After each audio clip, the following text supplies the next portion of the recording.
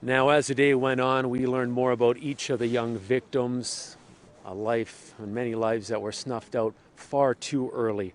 Who they are is what the impact they've already had on the community around them. Our Ibrahim Samra is outside St. Paul on the Lake Catholic Church where a vigil was held earlier tonight. Ibrahim, kind of walk us through what an emotional night it was there.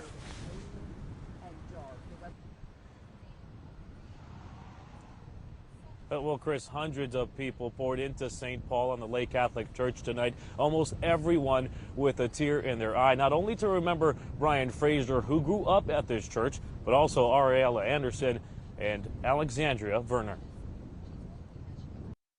There's no one word to describe him. As a prayer service brought more people than seats to pay their respects, loved ones at St. Paul on the Lakeside Catholic Church light their candles as they remember these three names: Brian Fraser, Arielle Anderson, and Alexandria Werner. This has happened far too many times. Fraser, a member of the church, was a 2021 graduate of Grosse Pointe South High School, where he was on the swim and dive team. I've known Brian since I was a teenager. Went to high school with him, swam with him, worked with him. I go to school with him. Just a great guy to be around, great friend to have. A sophomore at MSU, Fraser was studying business and was president of the local Phi Delta Theta fraternity, leaving a lasting impression no matter how long or how little you knew him. Only knowing him for a month, he was a great guy. There was a reason he was a president of the fraternity. There's a reason there's an impact right now. Like Fraser, 19-year-old Arielle Anderson also graduated in 2021, but from Grosse Pointe North High School, where a moment of silence was held before a basketball game tonight. It was a moment of disbelief. I had a parent say, "John, this has to be wrong." And I said, I wish it was wrong. Anderson, known for her love and compassion, the same that Clawson Public School Superintendent Billy Schell can say about Alexandria Werner. And, you know, as a dad myself, when you're trying to coach up your kids on who to give their energy to, who to spend their time to, so they'll have a successful path in life. You know, Al's one of those kids that you tell your son, you know, marry a girl like Al, be friends with a girl like Al, you know, learn from her. Werner was a junior studying forensic science at MSU, and while her life was cut short like the rest, it can't erase the memories of what she, Anderson, or Fraser now leave behind. It should be about nothing else. No cowards who took her life. No other storylines other than who she is as a human being. I'm a Spartan. We're strong. We're one community. It's good to see that there's so many people willing to come out for him, and it probably means a lot to his family.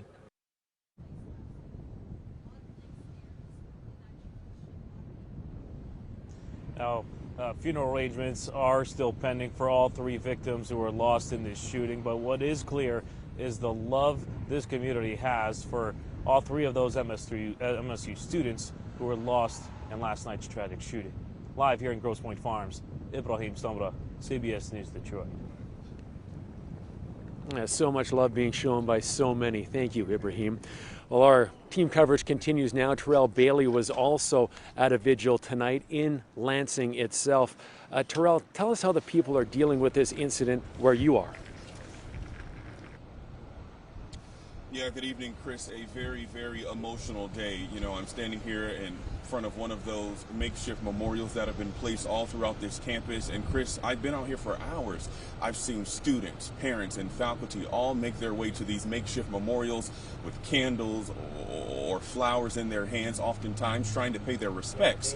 But the main thing that I've also noticed with people making their way to these memorials is they're walking in with tears rolling down their faces.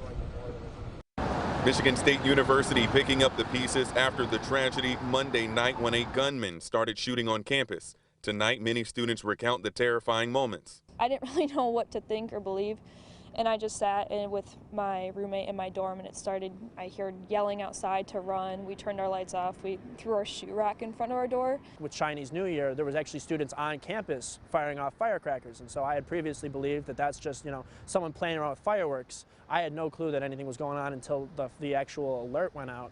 Throughout the day, students, faculty, and even parents paid their respects by laying down flowers or candles for the 3 fallen students and 5 that are currently in the hospital. One student we talked with says this incident hits close to home for him because he's friends with one of the victims in the hospital. She was in critical condition, but now she's stabilized. They managed to do emergency surgery on her, but I was worried about her for a while there, and I'm just so thankful to all the people that volunteered. Now, as the healing process begins for students and staff, some believe they won't ever be able to shake this unnerving feeling. Our campus and our home, that's been our home for a year, at least for mine, because I'm a freshman, has just been violated, and our safe space has just been taken away from us. One memorial on campus donning the phrase, "How many more?"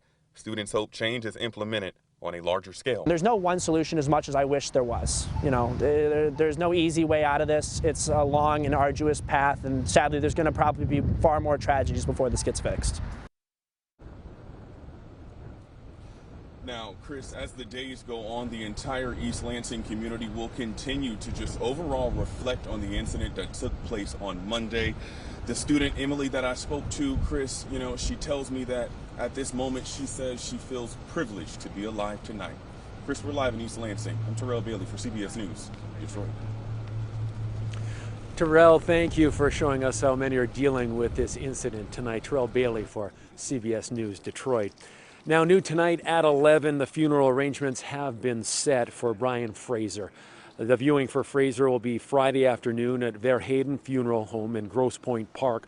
Visitation hours are from 3 to 8. His funeral is set for Saturday. Fraser will lie in state 9:30 to 11 that morning at St. Paul Catholic Church.